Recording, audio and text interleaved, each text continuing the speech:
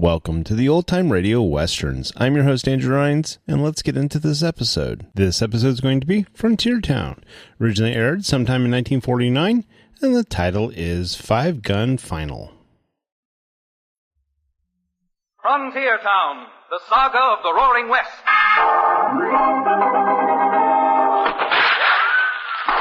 Frontier Town. El Paso, Cheyenne, Calgary, Tombstone. Frontier Town.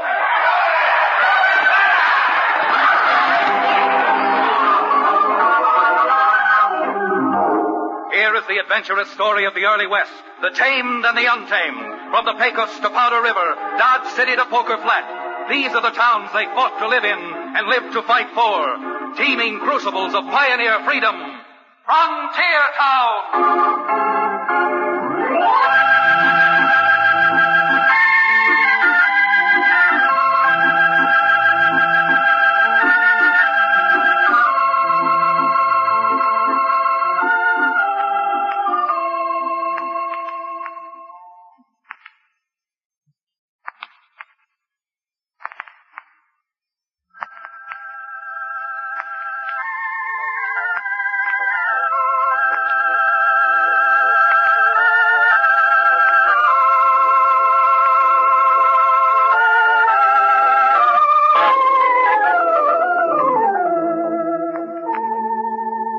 I've just been wondering how many people realize the power of the printed word.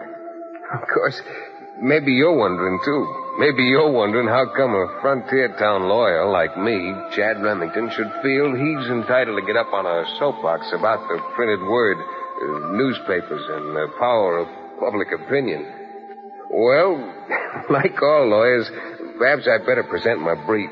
See if I can't convince you just how important newspapers can be to a raw, tough territory like the frontier. Not too long ago, I received one of those infrequent telegrams signed by an old friend of my father's, Ike McAuliffe, who prints and publishes the greatest little newspaper in our part of the country, The Independent. Ike told me he was in trouble, intimating bad trouble that might need the advice of a lawyer, and I gathered a good deal more. So, mustering out that ex-medicine man, Cherokee O'Bannon, who runs the livery stable over which I have my tiny office, we started out for the toughest, most rowdy, and largest town any place west of Abilene, Dobie City, on two of the least spavined horses from Cherokee stable. Chad, my fat-brained barrister, would you be so kind as to answer a question for me? Now, look here, O'Bannon. If it's anything to do with stopping at a barrel house before we get to Dobie City, the answer is a definite no. And you may be an attorney, my boy, but you're certainly not a mind reader. First off, should I choose to titillate my tonsils, I have a small flask of my genuine Cherokee Indian rattlesnake oil with me. Second, that was not the question I was about to... Whoa, rein up, Cherokee. What compounded corruption was that? Well, there wasn't a bee or a blue-tailed fly.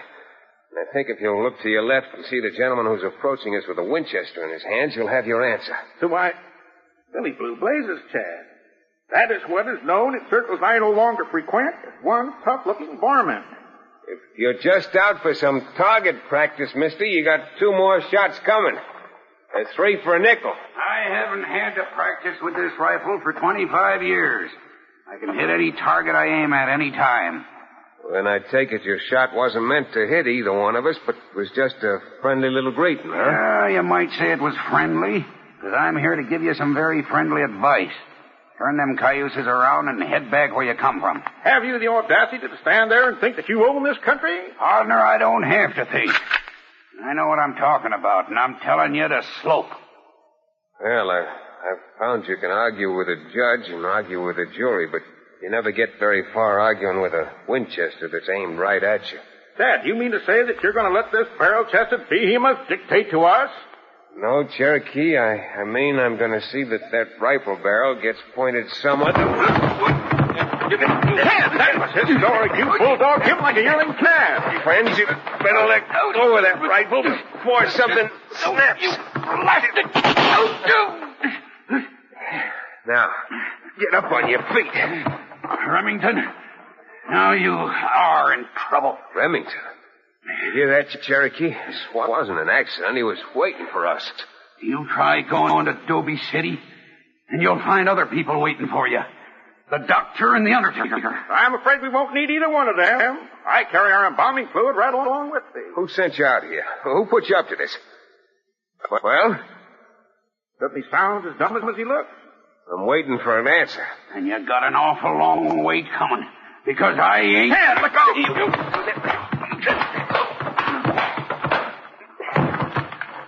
Excellent, Chad.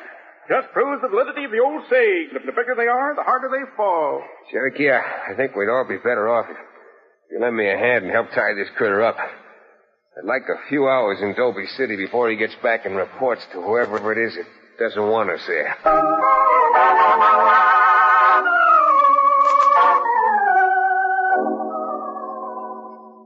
It didn't take us long to get to Dobie City after that, and to find Ike McAuliffe in the office of the Independent.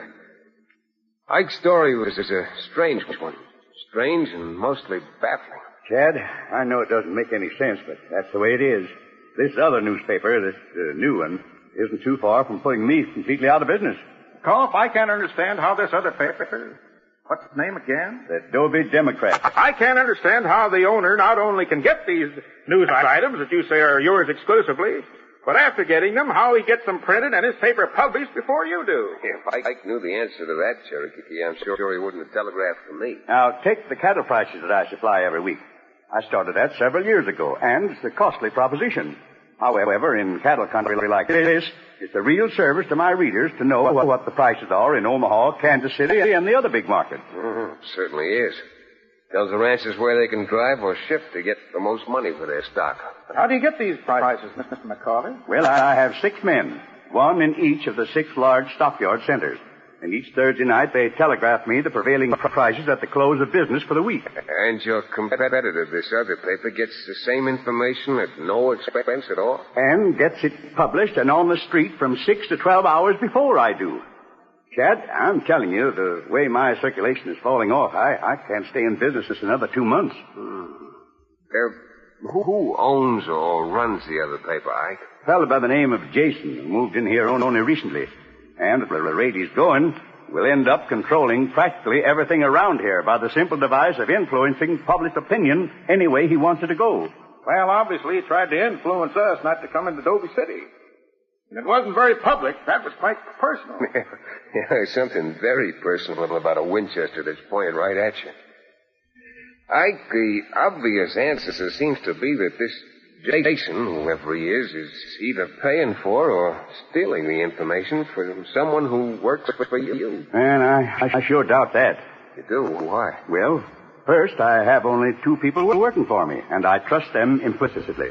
And second, how could Jason get the information out of my composing room and still get his paper out half a day before mine? Yeah, that does seem to be a stumbling block. But let's get back to the people who work for you first. Who are they? Well, my printer, Foley, he's been with me almost since I started publishing. And the only other help I have is my brother's daughter, Nellie, my niece. Oh, what do you say? Young and attractive, you've no doubt? Yes, Nellie's only 23, and she's real pretty. I brought her in here when my brother died. All he left her was dead. How did that happen, Ike? I mean, you've always been reasonably well-to-do. Matter of fact, don't I remember your brother having been a partner of yours? And he was until he started drinking and gambling. I warned him about it for years. Then, finally, I had to let him go. Bought him out. But when Jim died, I felt the thing to do was to take care of Nellie. Mm-hmm. Are you willing to try a little experiment, Ike?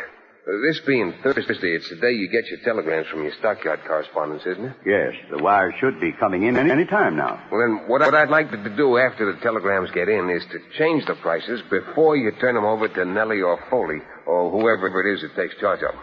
Change the price? That's right.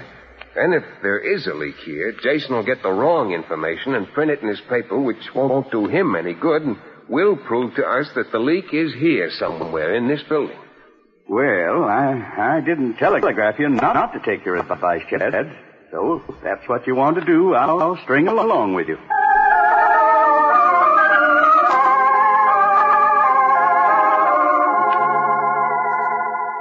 About an hour later, having hidden the telegrams with the real prices safely, we went back into the composing room and met Foley and Nellie. Now, let's see if we can't get this set up and on the street this time before the Democrat comes out. Uncle Ike, I know you think that Mr. Jason is stealing this cattle price information from you somehow, but I don't think he's the kind of man who'd do it. Oh, really, Nellie? You know Mr. Jason? Well, I've met him. He seems nice, real nice. And anyhow, why shouldn't he have his own men send him the prices just the way you're doing it, Uncle Ike? For the pure and simple reason that, well, he wouldn't spend a plugged nickel if he could get it for nothing. That's the way I feel about him. Well, then you know Jason, too, eh, Foley? Well, I don't actually know him. I've seen him like everybody else in Dobie City has. You can't miss him. Big 10-gallon white hat, checkered vest, boots embroidered with gold threads, smoking big cigars. No, sir, any money that one spends, he spends on show. From your description, Foley, Mr. Jason sounds like he'd make a very successful medicine man. Well, if we stand here flapping our jaws, the Independent never will get printed. So what do you say we go about our business and leave the newspaper to those who know about it, huh?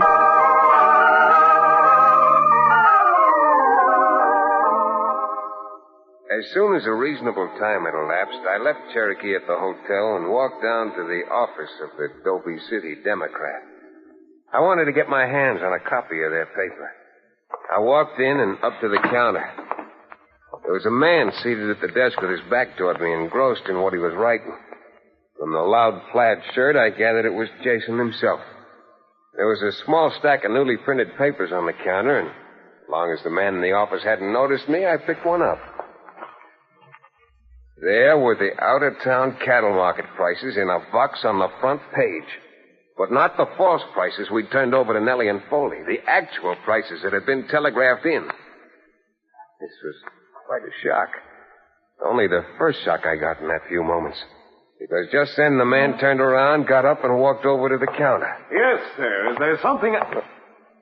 Well, Chad Remington. Chip, what are you doing here? Where would you expect the owner of the paper to be if not in his office? What, you're Jason, the owner of the Democrat? One and the same. And if the new name of Jason bothers you, a numerologist told me to change it. Said that's why I never made a successful lawyer like you. You never even finished studying law. Yeah, I know, but my clients didn't. Well, what brings you in here, Chad?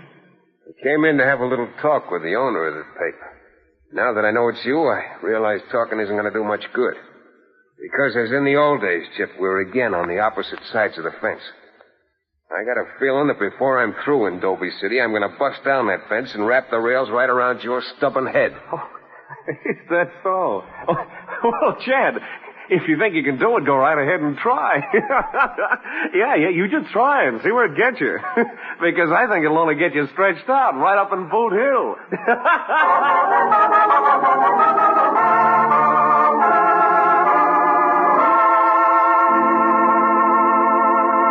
We'll return to the second act of Five Gun Final, our exciting frontier town adventure, in just a few moments.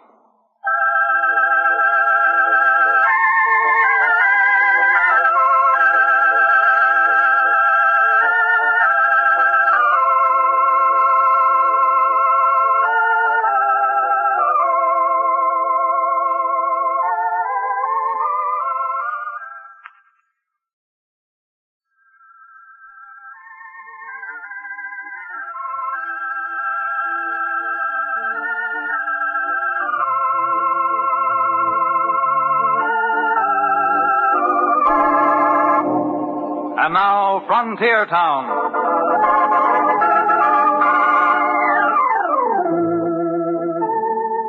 I found it pretty difficult to explain the genuine feeling of shock I suffered in finding Chip, the owner of the opposition paper.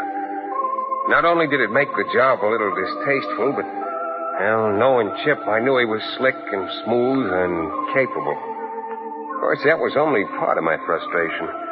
The other part was finding the little scheme I'd devised of changing the prices that meant nothing. That Chip Jason's paper had the true and accurate cattle prices neatly boxed on page 1. My first impulse was to walk out of the office with the half-meant warning I'd given Chip and let it go at that. But I couldn't quite bring myself to it. I hadn't seen him in about 10 years. Not only was there a lot I wanted to say to him, but a lot I wanted him to remember. You ought to sell your Blackstone and law library and go into the publishing business too, Chad. You can have the men who make the laws. When you're a newspaper publisher, you're the man who makes the men who make the laws. You haven't changed a bit, have you? No, praises be. That is, I've gotten a little smarter, I think. My philosophy of life is actually just what it was when we were studying law together. Yeah, I remember. That's how you got your nickname, too. Chipper. Nothing ever bothered you, not even your conscience. How could my conscience bother me? I never had one. No, I guess not, or else you couldn't do things like this. Publish these stockyard quotations. Why, those quotations are the backbone of my success, a real public service to my readership. I wouldn't care if you bought the news. Oh, but I do. I pay a good price to get that cattle information. Don't lie to me, Chip. I'm not lying. I don't like to be called a liar. No real man does. You keep that up and you'll find out how real a man I am. You're the last man in the world I'd want to look at over the barrel of this. But if it comes to a showdown, well... You'll be making a mistake, Chad. I'm a pretty influential gent in this community. Too influential to trifle with. But not quite influential enough to make me quit this case. That's up to you. Entirely. Especially if McAuliffe has enough money left to pay your fee. I'm not worried about my fee. Well, if the old man does run out of cash, he's still got that niece left. You know what I mean. You better get out of here, Remington. Get out, and fast. And you better learn to talk like a gentleman if you remember how. Goodbye, Chad. Let's just make it hostile away. And in case you don't remember, that means goodbye for now, but I will be seeing you again.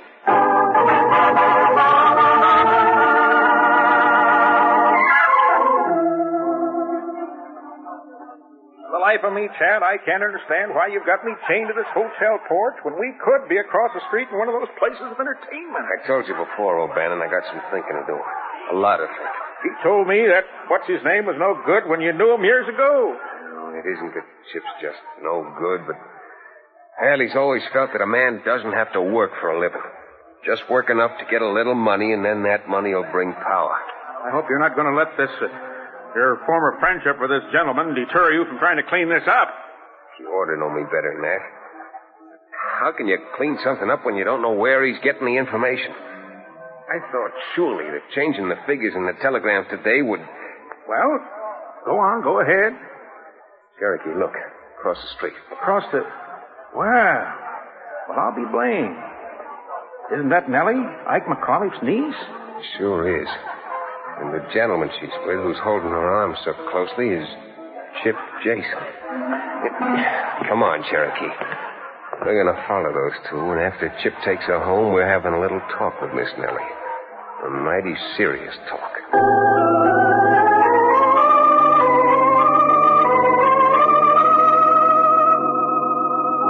I don't care what you say.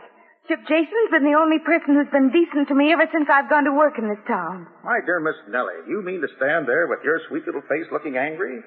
Tell me you think it's wise to consort with someone like this Chip Jason after all your Uncle Ike has done for you? Uncle Ike. The only thing he's done for me is to make me work for the money which really belonged to my father anyhow. Doggone it, Nellie, you shouldn't even think things like that, let alone say them. What right have you got to tell me what to do? Uncle Ike or not, what I do with my life after I get through working for that $12 a week he so magnanimously pays me is my own business. No one's life is their own business, Nellie, particularly when there's a sharpshooter like Chip Jason involved. Now, if you'll... Leave me alone. Do you hear me? Leave me alone. That girl's got a temper. Certainly didn't want to talk about it, did she?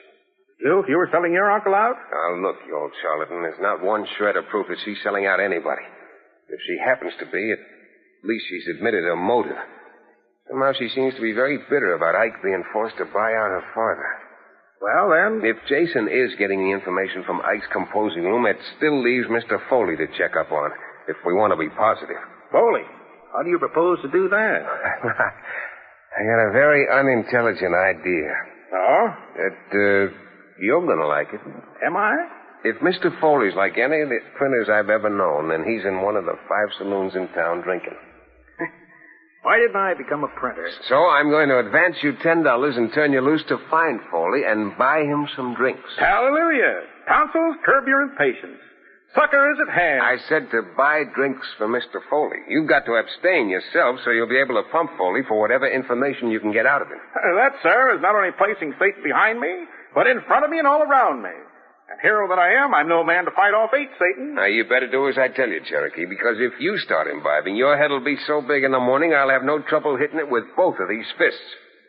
Now, go on, and don't drink anything but the chasers.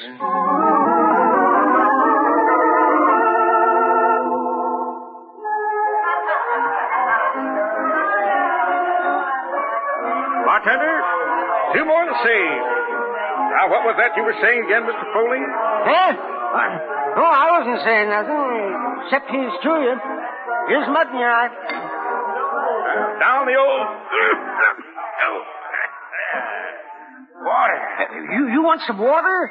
Oh, here, we'll take mine. No, thank you.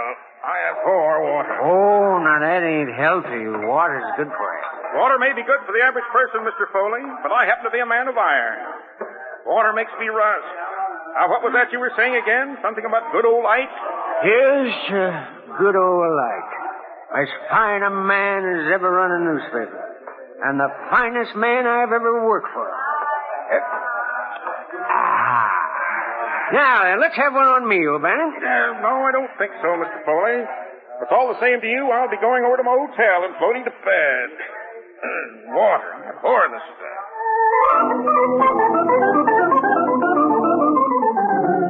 Well, I may be amused now, but I certainly wasn't then. In the first place, it was a little disconcerting to learn that Foley loved Ike like a father and had no motive for selling him out to Chip Jason. And second, after 6 glasses of water and 5 drinks of good bourbon slyly spilled in the brass receptacle at the bar, Cherokee was no man to share a hotel room with. You know what they say about a woman spurned? Well, Cherokee had a fury that was much worse. And something else, Mr. Remington. Just for what you made me submit to, starting the first of the month, I'm raising your rent $5. Oh, go on, you old fraud. That sublime sense of self-sacrifice you're enjoying is making you feel so holy that even a teetotaler like me can't stand you around. I should get Satan behind you and help him push. Now, are you sure that's all Foley said? I have never been more cold sober in my life, and I assure you I've repeated every word he said verbatim. And since my brain is clear as it is, I'll save you a lot of trouble by telling you that there's no doubt Nellie is selling out her uncle. I'm sorry, Cherokee, but while you were wrestling with Satan, I concluded it can't be Nellie. Can't be? Nope. 30 minutes after we gave Nellie the cattle prices to set up, Chip's paper was printed with the accurate information. There's only one way that could have happened. That Chip had access to the telegrams before I got them. Can this be possible? Well, we'll soon find out. Because in your precarious sober state, you're taking a horse and riding over to Acacia Springs. Acacia Springs? Acacia Springs. And you're going right to the Western Union office and send a telegram from there stating that there's been a flood which has closed Doeskin Pass and that any ranchers wanting to drive their cattle to the railroad had better pick another route. What do you expect to accomplish by that kind of a telegram filled with misinformation? I expect to wind this thing up by tomorrow and get back home where I won't have to occupy a room with you moaning like the ancient mariner. Now go on, Cherokee. Get going.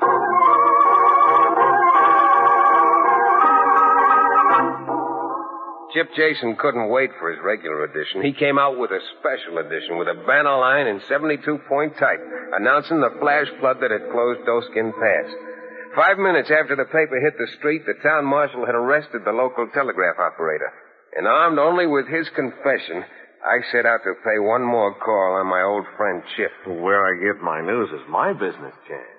Chip, you're in for a big disappointment. Because the only real news in Dobie City right now is this headline in the Independent. Here. Publisher Jason arrested for fraud. Are you loco? This is an out-and-out lie. Oh, then I suppose this is, too. This confession from the telegraph operator that he'd been taking money from you to give you all news information that came over the Western Union wires. Why, that's a lot of... You were pretty smart, weren't you, Chad? And so were you, playing up to Nellie McAuliffe and taking her out in public to make it appear that she was giving you the information. That was pretty slick, too. I should have known you'd have figured that. Well, there's only one thing wrong with this headline, Chad. They haven't arrested me yet, and they're not going to. You're right about that. They aren't going to arrest you. I am. And I'm placed... Chip, leave that gun alone.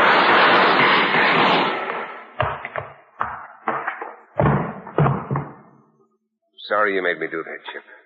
You went for your gun first. I know you're aiming me, Pat. You said you were going to wrap that fence rail right around my head. The only thing you hit were my stomach and shoulder.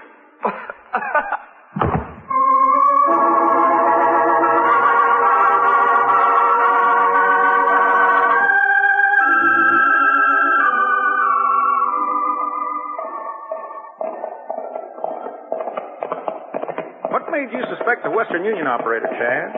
I was bothered about how Chip got the news so far in advance of the time when Ike got the telegrams. But what cinched it in my mind was remembering what happened to us the other day on the way to Dobie City. You mean about that gun toter who tried to warn us to go back home? Exactly. Since Ike sent me a telegram asking me to come over, someone must have had access to the wire. Of course. Why didn't I think of that? Because you were too busy wrestling with Satan. Well, now that it's all over, I suppose there's no harm in telling you that I wrestled with him and won the bout. But I did it with a little trick. Oh, so? What trick was that? Well, Satan got me down once and knocked the wind out of me. Knowing I needed some stimulation to win the bout, I took 3 small slugs of bourbon while he wasn't looking. Then I got up and threw him horns, hoofs over hoofs, and right out of the ring. What? The dickens you did. The devil I didn't.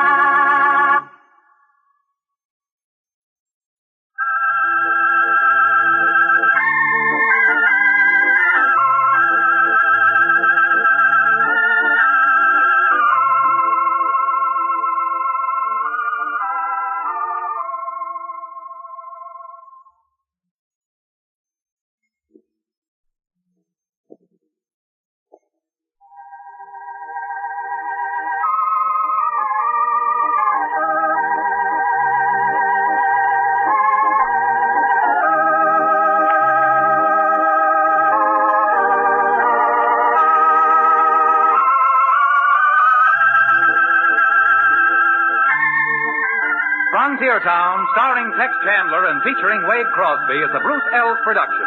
Story and direction by Paul Franklin. Music written and played by Ivan Ditmars. Be sure to be with us again same time next week for another fine action-adventure story with your favorite young Western star, Tex Chandler. And now this is Bill Foreman to tell you that Frontier Town came to you from Hollywood.